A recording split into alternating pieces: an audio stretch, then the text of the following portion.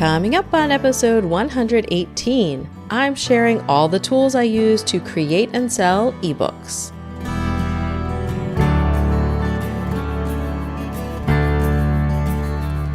I can't go back to sleep, it's almost light. These restless thoughts have kept me up again tonight. Hello and welcome to another episode of Creative Writing. I'm your host, Kirsten Oliphant, and today we are talking all about the tools that I use to create ebooks. And after writing and publishing, I think I've got 5. It's been more than that, but I think I have a few that I took down off Amazon.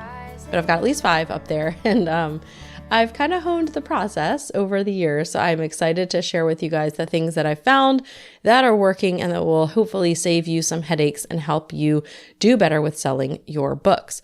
I will be doing announcements at the end of the episode, but just a few quick ones. If you're new, this is the podcast for writers, bloggers, and creatives who want to build an online platform without being smarmy.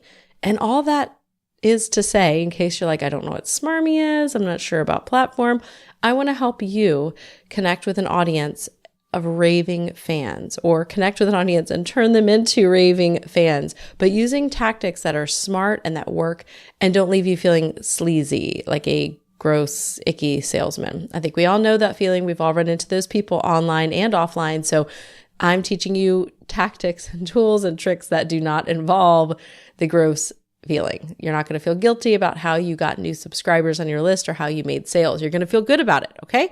So that's where we are at here at Creative Writing. If you're not signed up for my email list, I send out a weekly email on Fridays called The Quick Fix with tons of great resources, tips, newsworthy items that you probably need to know, and like changes to Facebook's algorithms and things like this week. I've got some big ones about Tailwind and some things that are no longer free. So you definitely don't want to miss that. You can get that by going to creativewriting.com/quick fix to sign up to get emails in your inbox. I will also send out a brief email whenever there's a new podcast episode up. And today's episode, I will have show notes. The last few did not, because I was talking about my book and just collaborations and partnerships. And I may go back and do some posts that relate to them. But for today, you can go to creativewriting.com/118, because I'm going to be talking about a ton of tools. You're going to want to see them. And I do have links and some affiliate links to these products that I recommend, because I recommend them. And if they have affiliate links, then I'm going to use them. Why not? Why not get paid a little extra commission at no extra cost for something I love and use anyway? So here we go with the tools that I use. Now, as you probably know, if you have been listening, and if you don't know, this is new, so surprise. I just published my book, Creative Collaborations. It went live on Thursday. For the first time, I did a pre-order on Amazon, which has always made me nervous because I don't like committing to specific dates. I was always afraid I would do that and then not have the manuscript or have like the draft, because you have to give them a draft ahead of time. And then you have a few, days ahead of that to change it. But I was afraid I wouldn't change it in time and people would get like my rough draft of my, book, and that would be really terrible. So I did do a successful pre-order. Yay. I had a book launch party on Thursday with some really great sponsors. Shout out to Mediavine, ConvertKit, Kroger, and Grateful Dane Distillery, who came out, and they were actually there with rum and really fantastic stuff. Really good time. I was number 1 in a few of my categories and got the little bestseller tag over the weekend. I still have some people doing some pushes for me this week, so I'm hoping to keep that up. But all in all, it was a great launch. It did the things that I wanted it to do. So I wanted to share the tools that I use to get the book out. Now, if you're listening, and this is November 6th as I'm recording, it's going to be 99 cents for just a few more days. So if you want to snag your copy of Creative Collaborations, you can go to creativewriting.com/CC. I'm really proud of this book, and I think it will really help you move forward in whatever you're doing online, because the best way to move forward is to partner with other people. So the book is full of ideas and tips and some attitude adjustments, perhaps, to help you out with that. So that's the book that I just finished, and these tools that I'm going to talk about are all things that I used with that book. So let's get started. For the writing of the book, I'll tell you a couple different tools that I have used and then what I did use. And I hope you can't hear my dog barking in the background, but if you do, that's Tex and he's senile. So in the past, I have used Word, which is what I did use this time. But I have also used Pages, which is a Mac tool. And it is really nice because it can be a word processor, but I also use it to make PDFs. Like you can actually do a much better job than in Word of adding images in and making things look a little prettier. And so not just a text ebook, but I've used that for like planners and digital things. So Pages is great because you can actually publish as a PDF or a MOBI or an EPUB file right there. So you don't have to, handle it with the hassle. So, and also if you're not sure what those terms mean, when you're uploading to Kindle, they require it to be a MOBI file, or you can go through their guidelines. You can upload a MOBI file directly where it's all formatted and ready. You can upload a Word doc that has been, I'm not going to go through the specifications. You can go, if you go to the KDP dashboard, you can, get the thing, but you have to change it to like a .htm, a lot of little details, not hard, but there's just a lot. An EPUB is kind of for everything that's not Kindle. So if you're doing Kobo or iBooks, all that stuff is EPUB. And then a PDF is for people who, want to, read on the computer, or some of them read on their phone. Although really, if they're reading on their phone, the Kindle app is great. I have a Kindle, but I use the Kindle app on my phone more. So Pages does let you do that. Word has always driven me crazy, but I'll tell you why I switched to it. And then the other thing that I have used in the past is Scrivener. The reason I have not used Scrivener now is because I've changed computers like 3 times. And it's been one of those things where I got Scrivener, just started to use it, but there's a little learning curve and I hadn't quite gotten over the hump. And then when I switched computers, I have not been able to find my licensing key and I don't want to buy it again. And it's one of those like annoying things on my to-do list where I'm like, this is not hard. However, I have not still done it. So writing in Word. Now, the difference in Word this time versus last time all has to do with the formatting. So in the past, and my very first book that I put up on Kindle was Make Him Room. It's an Advent devotional. It's still up there for sale. So if you like Christmas stuff and want to do something with your family, it's got Old and New Testament readings paired together with kind of some thoughts and questions. But I just remember being up till 3 or 4 in the morning.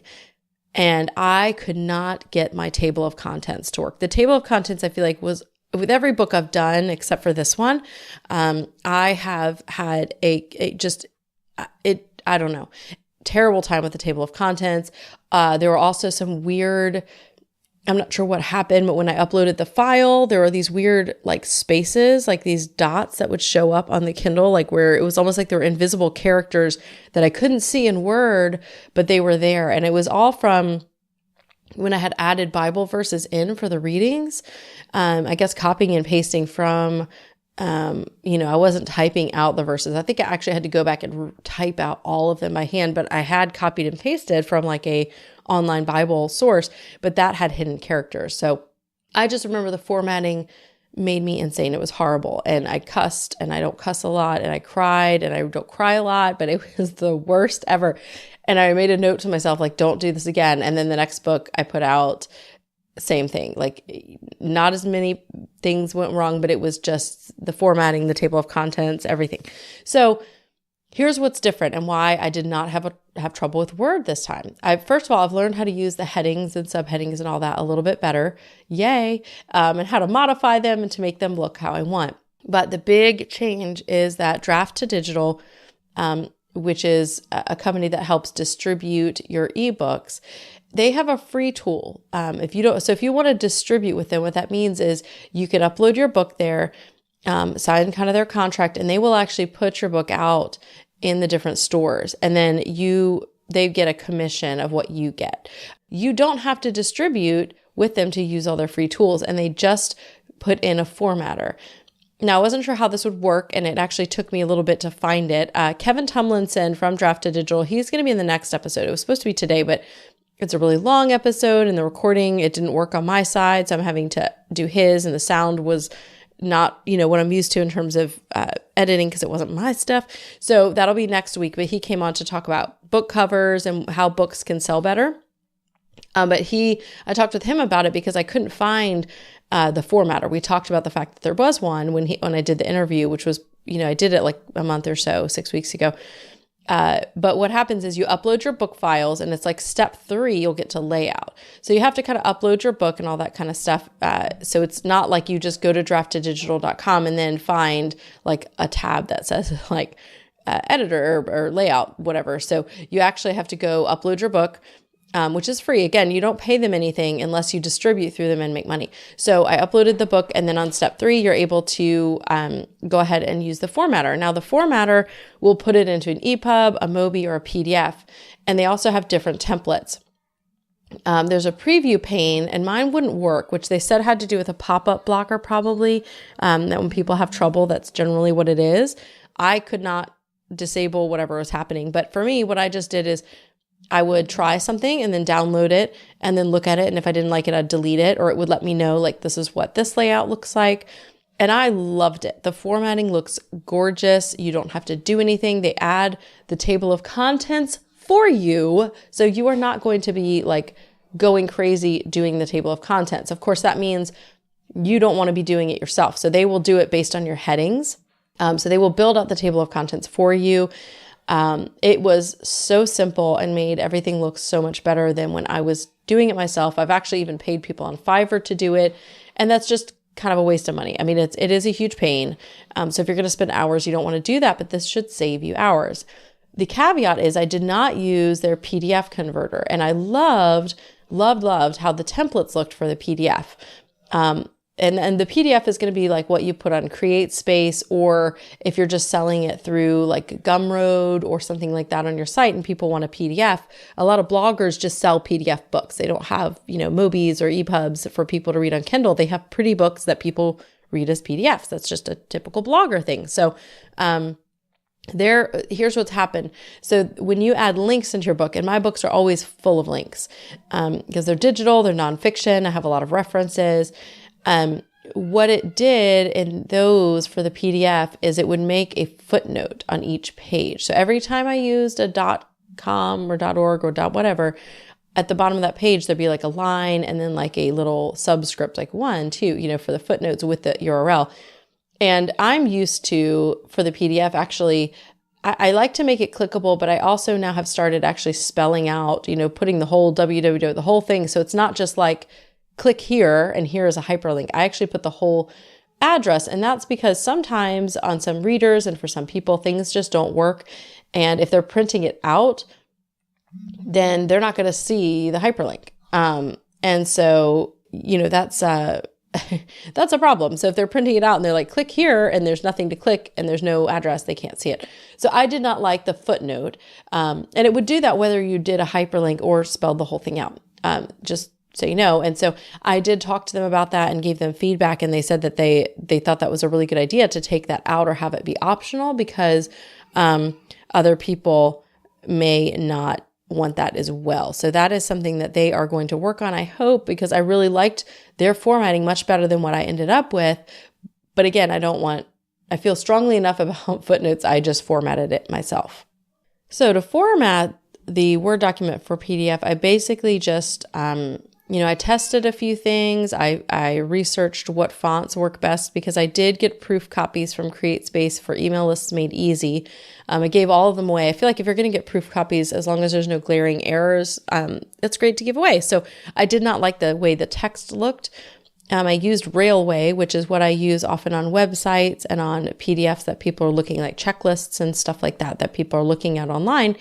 But I wanted something with serifs. And so we're getting a little nerdy into fonts here. But serifs are when they're like the little kind of small parts of the characters at the very bottom. Like, you'd have an H, and instead of just being like a straight line down, a straight line across, a straight line down to make an H, at the bottom and top of each, vertical line, there are these little horizontal kind of feet at the bottom and then kind of at the top as well. So those are called serifs. And when you're reading long bits, especially in, printed books, serifs are kind of important. And so I had used a sans serif font. And so I actually asked some people in a group what they liked. And because I'm not a huge fan of Times New Roman, I don't know, it drives me crazy. I'm kind of a font nerd.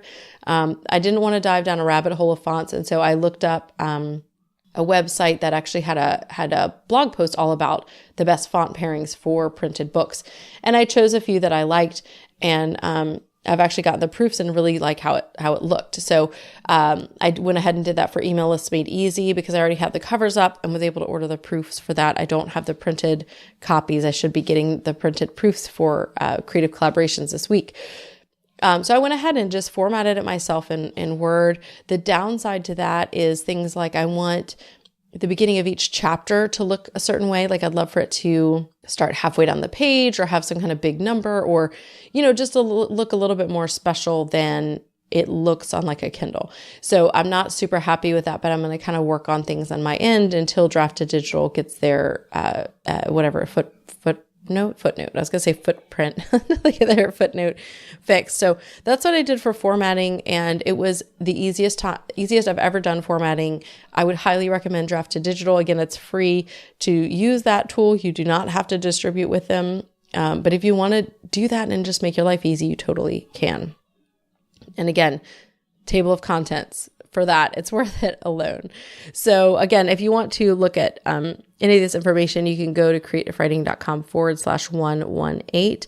And if you want to try out Draft to Digital and their free stuff, I do have an affiliate link, which doesn't actually give me any money or anything until you buy something, not buy something, but distribute with them. But I will, if you want to try them out, you can use that referral link. It's creativewriting.com/D. the number 2D, so D2D, if you want to go ahead and try out Draft to Digital and see that formatter. And again, that's an affiliate link, but only if you distribute with them and it doesn't take money from you, so no extra cost to you. The next couple tools are really interesting, and I nerded way the heck out on these. Okay. So this is where we're coming into thinking about Kindle thinking about Amazon as a search engine and realizing it is a search engine, and the success of your book in great part relates to your visibility in search and how things are coming up. Now, I wanted to write this book. I did not do what they say, which is like right to market. Like I did not go out and research what people are searching for and where there's a gap in the market. I wanted to write this book and I wrote it. And I found after I wrote it that people are not searching for this kind of book. And I had a really hard time finding keywords people were searching for related to this book. So I may struggle in that way, but I did the best I could. And here's how. 2 tools. The first is called KDP Rocket, and it's put out by Dave Chesson from Kindlepreneur. And I'm a huge, huge fan of Dave. I have a guest post from him coming up on the blog soon. He is very smart and very savvy in terms of Kindle and how everything works over on Amazon. So he created this tool called KDP Rocket. And what Rocket does is it helps you see what people are searching for on Amazon. So it actually does a few things. You can do keyword searches and idea searches and competition searches. And so how I use this is I already knew what I was calling the book. And I did search a little before I settled on the name, but realized that collaborations, no one is really searching for this. The closest thing I think was influencer marketing, which is related to my topic, but not my topic necessarily. So you can go into KDP Rocket and do an idea search, and I could type in, and this is where I started, collaborations, and it will populate and tell me how many people on Google are searching for that term and how many people on Amazon are searching for that term every month. It can also give you more information about the competition level. So some of the words I looked up. So I did this to look for keywords. So you could do this to get ideas, like what kind of book should I write, and if you want to write about something in a particular space, say you want to write about Twitter, before you name your book and before you write the description, you could use something like KDP Rocket to do an idea search and just put in Twitter, and then it will show you the different phrases. It gives you a whole list of phrases people are searching for. It's also really helpful if you're running AMS ads, and Dave has a free course on doing AMS ads. So AMS ads are ads on Amazon. And so they'll show up on people's pages when they're looking at other books. It'll have sponsored books. And if you want to run those, then you can actually use KDP Rocket to come up with keywords, because when you run an AMS ad, you want 200 to 300 keywords, and figuring those out on your own is crazy. So this you could do in about 20 minutes because you've got to kind of delete some and things like that, but it will populate keywords for you And this is not the 7 keywords when you're uploading a book. This is simply the 200 words are for AMS ads. Okay, let me go back because I feel like KDP Rocket does a lot. So I think I'm saying too much at once. So first I used it to think about the title of the book because I wanted something people are searching for, but I realized very quickly that there was nothing that really fit. And so I was just going to go with my title, and that's fine. And sometimes you just make that choice, which is what I did. So, but I also wanted to search for keywords to use in my description. So the book description, like when people go to Amazon and find the book, what the description says. You also are choosing 7 keywords that people use in search. And often in the past, I've just been like, when my Advent devotional came out, it was like Advent devotional. And you're not supposed to use something from the title. So that's, important to know. So, I was just doing like Christmas, like things like that. And just picking the words that seemed like they fit, which is fine. But if you're actually thinking about things, and this is kind of thinking about things in an SEO perspective, but within Amazon. So you want to think about keyword phrases people are actually using. And so using KDP Rocket, I came up with some really great keywords. They were like keyword phrases that people are actually searching for every month on Amazon related to the topic of creative collaborations. And so I was able to use much better keywords. So my book is going to be found more in search because I'm actually putting those keywords in for things people are already searching for. Hugely powerful. So that this is how, when people talk about, selling on autopilot, I've had books on Amazon and sometimes they sell, but like it's not on autopilot. That really only happens if you're writing books that people like and getting reviews and you've got a good cover. But also if you're optimizing all these things, because otherwise your book is not going to be found in search. And so that was really helpful to get those keywords. And then it comes time to categories. And Dave over at Kindlepreneur also has a really great post on keywords and categories, both. When it comes to categories, I used another tool that, and these are paid tools, I should say. KDP Rocket is a paid tool. I'm also an affiliate for that one. And the next one, KD Spy, or Kindle Spy as people tend to call it, is another paid tool. And both were really reasonable. I'm trying to think. I think they're both under $100 and well worth it. If you're going to be publishing on Amazon a lot, I would highly recommend them. So KD Spy is it's a little browser extension. So I'm in Chrome. It's a browser extension. And what that means is it's kind of like you'll see the little icon up at the top under the URL and all that kind of jazz on your computer. And when you're in a particular category in Amazon, you can click the little spy button and it will pop up a little box and it'll show you the top 10 bestsellers right now.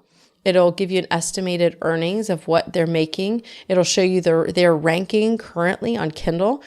And then it will give you kind of lights at the bottom, red, green, or yellow. And those lights, I'm going to pull one up right now so that I can better tell you guys. So hang on, I'm going to click to a category. So I'm going to click to digital media, which is one of the categories I chose. I'm sitting right now at number 2 in there. Okay. And so now when I click the little icon and KD Spy comes up, it's showing you the results 1 to 20, the average sales rank. So kind of where the books are falling in the paid store, the average monthly revenue, the average price for the books, and the average number of reviews. Then down at the bottom, it has 3 lights. One is popularity, and that one's red for digital media. The other's potential, and that's yellow. And that's potential earnings. And then competition, which is green. So you might have a few different goals when you're putting books up. And I may actually change my categories, but I really wanted to get that bestseller tag and hit the bestseller list with this book. And you get that tag when you're like number 1 in a category or you're doing a lot of sales. So right now, even though I'm number 2 in that category, I don't have the bestseller tag, and that's because I've fallen a bit over the weekend in my sales rank. So the number 1 book in this category is 20,000 in the Amazon store, which is not great. So for example, if you went in the number 1 book in a category you were looking at choosing, if the number 1 book is number 300 in the paid store, you are very unlikely to be able to get a bestseller in that category. And the reason you want it, you get the bestseller tag, but it also populates you first, right, on those pages. So it's kind of an important thing to look at. So I wanted to find categories for the launch of the book that maybe didn't have the best popularity. I wanted some popularity, I didn't really care about the earning potential right now because my book is 99 cents right now anyway for the launch. So I'm just like, forget that. Okay. That's a launch strategy. I'm not making a lot right now in this book, but I wanted to have some visibility. So I wanted to be in the top of my categories. So I did research in the categories that I thought my book could fit in. And the way that I did that is I basically spent time on Amazon. I looked at similar books, checked out their categories. So if you click on any book in Amazon, so when I click on Creative Collaborations and check it out, again, you could go to creativewriting.com/CC. So you see the book title, you see the price and all that, the description, and then you see customers who bought this also bought, you see customer reviews. But before you see the reviews, you actually will see product details. And then you'll see Amazon bestseller rank. So it tells you I'm like number 26,000 right now in the paid store, which is not great. I'm number 2 in the Kindle store, Kindle ebooks, computers, technology, digital media. So it shows you kind of the trail down. That's all one category. Digital media is the category, but it falls underneath all those others. And I'm number 5 in etiquette, which is under the Kindle store, Kindle ebooks, business and money, business life etiquette. So it's like this rabbit trail, right? Where you have to go into these things. So if you look at any book, so you can pick a book that you like, okay, this book is really similar to mine. What are the categories that it chose? Where is it? And then you can click on that category and see how competitive it is. So one of the also bots is the 1 hour content plan, which is from one of my community members and really amazing creator, Mira Kothend. And so her book is a number 1 bestseller right now. It's been selling like gangbusters. So if I go and look, she is number 1 in the Kindle store. She's 3,000 in the paid store. So this book is just selling and continuing to sell. That's a really good ranking, especially for being out for like a month. She's number 1 in the Kindle store, Kindle ebooks, business, money, marketing, sales, advertising, writing skills. So under writing skills, that's the little category. She's number 1. So I could click over to writing skills, click Katie Spy, and see what comes up. So it's populating now. So her book's number 1. The first, so it's 3,000 in the page rank. The second book, that's number 2, is 9,000. The third book's 20,000, 23,000. So that's a pretty big jump. So this could be an okay category for me as well, because right now, even, I haven't been promoting as much yesterday and today. My ranking has dropped a little, but I would still be in the top 10 in this category. It's not very popular. It has okay earning potential with the competition. It's a green light for competition. So again, you're kind of choosing what you want, but when you're launching, you really want visibility. And so it's really helpful to snag a book where you are, or snag a category where you can be visible. So Katie Spy is really helpful for that if you want to really nerd out over Amazon. And this is the first time I've actually done that, where I have been way more intentional. Like before, I'm like, I want to write a book. I'm just going to write a book and put it up there. I wrote a book. I'm just going to choose keywords for it. This time I said, no, I want to write a book. I want to choose and the categories. I want to choose the keywords. I want to be very intentional. Other than the fact that, as I've said, again, people are not really searching for this kind of book. I really struggled to find where I could get keywords for collaborations and the type of thing I'm talking about in this book. I really struggled to find the language because I don't think people are really searching for this, but I think it's something people need to know. So it's that makes it really hard. So sometimes you just have a project where you're like, okay, I'm just doing this. Like, I'm going to do it. But using these tools between Kindle Spy and KDP Spy and KDP Rocket. So I was really able to hone down using these tools onto smarter strategies for having long-term book sales by choosing things people were searching for and choosing the correct categories for my book. And then the last tool that I used, and I'm going to talk about, and again, you can find these at creativewriting.com/118, was Book Funnel. And this is how I delivered the books to my advanced team that I had. And I had an advanced team. I didn't give them a lot of advance warning. This book came together really fast, and then there was a hurricane. So I sent it out to them. And also I had 15 contributors who all contributed to the book. And so I sent all of them a copy.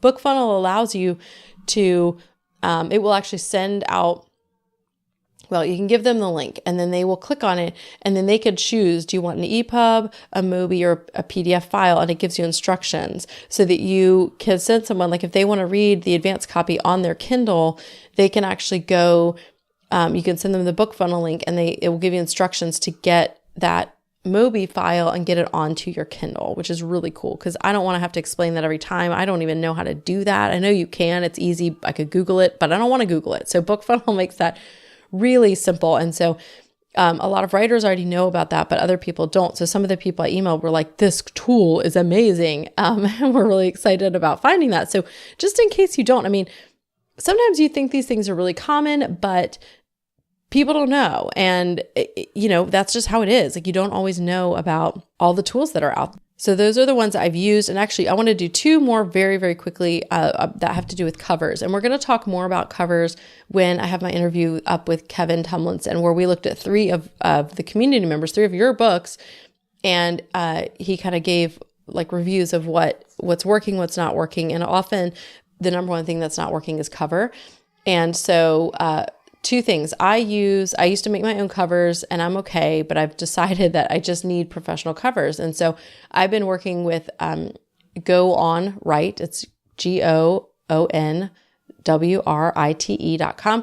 And they have pre-made covers. You can also do custom covers. I've been crazy happy with his work. And now I have 3 branded covers. So if you go over to Amazon, you can see Creative Collaborations, 31 Small Steps to Grow Your Blog, and Email Lists Made Easy.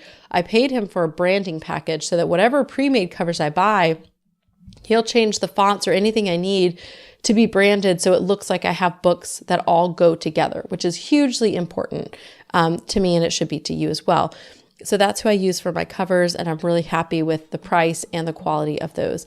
And if you're not sure about how it looks or what kind of cover you need, there's a really neat site. It's called Yasiv, YASIV.com, and you can type in a topic. So I'm there now. I'm typing in blogging, and it scrapes Amazon and pulls in all these different book titles, and then it makes almost like a mind map where it's like it populates a whole page with all the covers together in this like crazy way and shows kind of how they connect and things like that.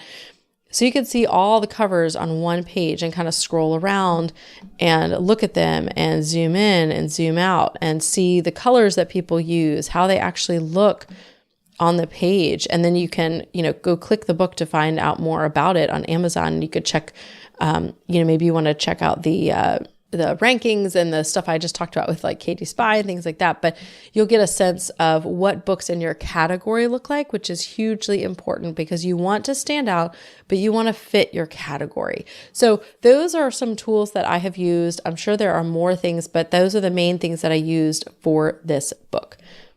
Now let's go into the last part of the show. And this is where I give you guys some announcements and thank my sponsors and patrons. I am so thankful for all the patrons who make this show possible by helping support the show with your contributions monthly. And so as a perk for that, there is a free there is a Facebook group. I do have a free Facebook group. It's createifwriting.com/community, but I have a small Facebook group for one of the levels. So once you get to a certain level, you can join that Facebook group. It's a much more tight-knit community. It's just a really great group of people. A lot of people have said that they're there just for the community. You can also get your name read on the show and get featured in my newsletters each week in the Quick Fix. So thank you to the newest sponsor I have, which is Alexandra Isabel, and you can find her at about.me/A Isabel, and Isabel is ISOBEL. So that's about.me/AISOBEL. So thank you so much to Alexandra, to Tisha Messing, Tanya Goya, Susie Oakley, Stephanie Nickel, Sarah Kennedy, Sally Olson, Ruthie Kerwan, Roland Denzel, Pamela Hill, Nicole Thompson. Oh, it's Nicolay. I don't have the accent in there. Sorry, Nicolay. Mary Dennis, Mira Kothan, Matthew McCarrick, who is our community manager, Matt Brady, Marie Osborne. I almost said Osmond. She gets that a lot, Marie Osmond. It's Marie Osborne. Marie Osmond does not support the show. Marianne West, Chris Loomis, Kelly Grant, Katie Andrasky, Jocelyn Brown, Jenna Taylor, Jenny Kokas, Elizabeth Edwards, David Snyder, Christine Goodner, Christine Griffin, Cheryl Russell, and Andy Cumbo Floyd. Thank you guys so much. And if you're interested in supporting the show and finding out about the perks, you could go to creativewriting.com/Patreon to find out more. So I've got one big announcement. I told you guys to sign up for the quick fix at creativewriting.com/quick fix. Told you where the show notes are, creativewriting.com/118. And I want to tell you guys about something I'm doing in person. If you are local to Houston or close enough that you want to make the drive, on December 9th, I am holding a very small, intimate, Your Best Year planning workshop. And it's going to include from 9 to 5, we're going to do planning and have lunch. We are going to go through a book. You're going to get a printed binder of book to work through. We're going to work through things together, kind of do some masterminding to come up with your best 2018. I only have 10 spots. So 4 of them are already filled, I believe. And so there's not much time left to get these spots down. It's going to cost $75, which is very reasonable for a full day.